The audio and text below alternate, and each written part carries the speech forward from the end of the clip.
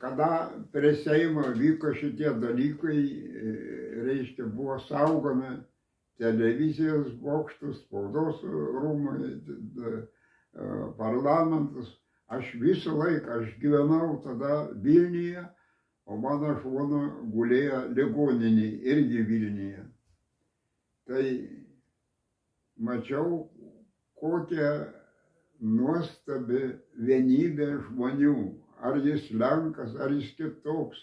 Ir arbatą virdavo, ir, reiškia, dainas dainuodavo, pakilimus. Tai buvo laikotarpis, kada į Lietuvą buvo sugrįžusi partizanų dvasia.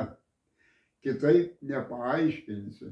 Ir labai daug žmonių tai buvo tie, kurie kentėjo tremtyje, lagerius,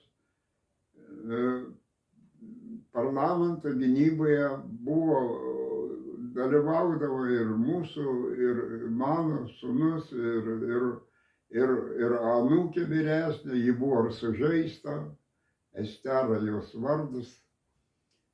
Ir žmonių minios tiesiog. Ir niekas neklauso, prašo, kad palikit, atsitraukit, niekas nesitraukia. Ir mano įsitikinimu, tai visą padarė tai žmonės.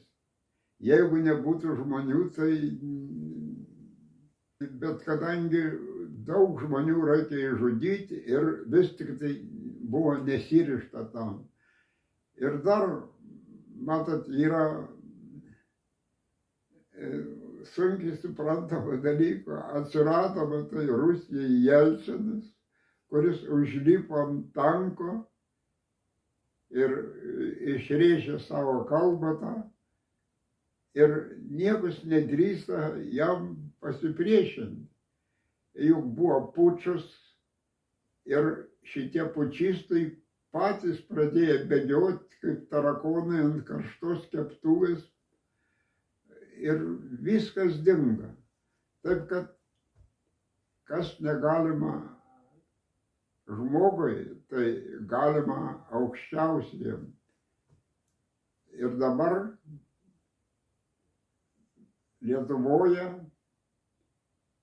labai svarbu, kad žmonės neliktų pavieniai, kadangi spauda, televizija daug žeria netikrų perlų ir jais pasipuošęs žmogus patenka į amoralumo srutų duobę.